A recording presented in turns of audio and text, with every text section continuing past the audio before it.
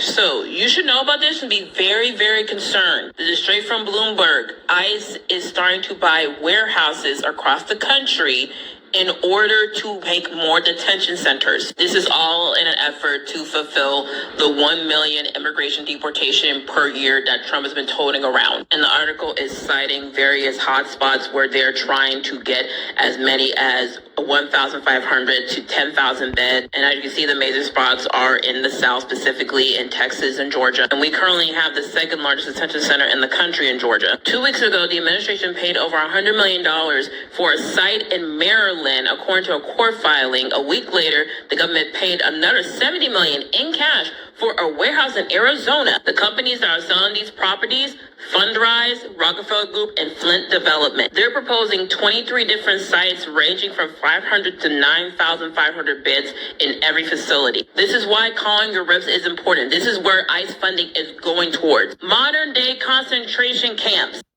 Storing and shipping now belongs to ICE, and some suspect it could soon be used to house illegal immigrants. This real estate deal just came together last week. Joe Dana has details on one of the city's newest property owners.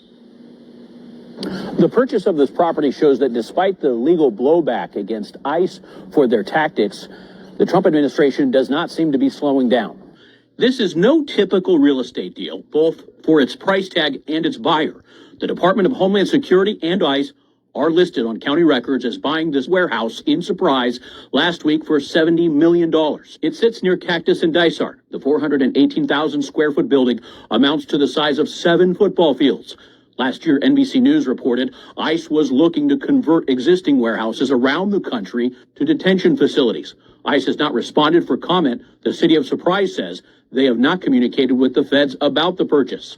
If and when this is retrofitted to house hundreds, potentially thousands of people is not known. The Trump administration is exploring buying warehouses that were designed for clients like Amazon and retrofitting them as detention facilities for immigrants before they're deported. Now, the precise warehouses that ICE may buy have not been yet determined, but the agency is looking at locations in southern U.S. near airports where immigrants are most often deported.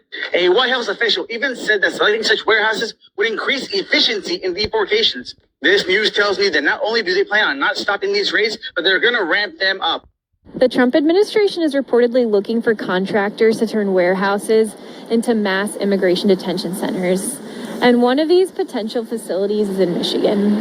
The Washington Post reported that the federal government could renovate warehouses to hold more than 80,000 detainees throughout the country. This would more than double the current capacity. The draft solicitation reviewed by the newspaper showed plans to purchase 7 large-scale warehouses and 16 smaller ones. The large ones could hold between 5,000 and 10,000 beds, making them the biggest detention centers in the country. A smaller one was listed in Highland Park, a city that's just north of Detroit, and it could hold between 500 and 1,500 immigrants. The Washington Post said these plans are not final, though, and they could change.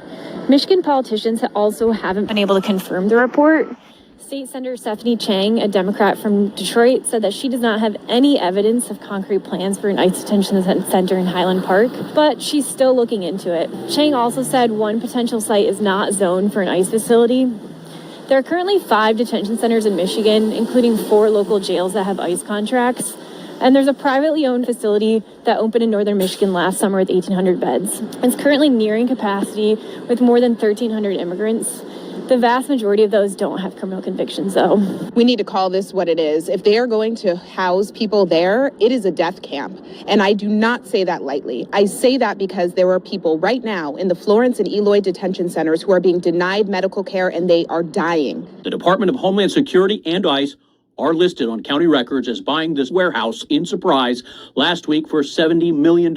It sits near Cactus and Dysart. The 418,000 square foot building amounts to the size of 7 football fields. Last year, NBC News reported ICE was looking to convert existing warehouses around the country to detention facilities. ICE has not responded for comment. The city of Surprise says they have not communicated with the feds about the purchase. If and when this is retrofitted to house hundreds, potentially thousands of people is not known. Democratic State Senator Annalise Ortiz sees this as an ominous sign.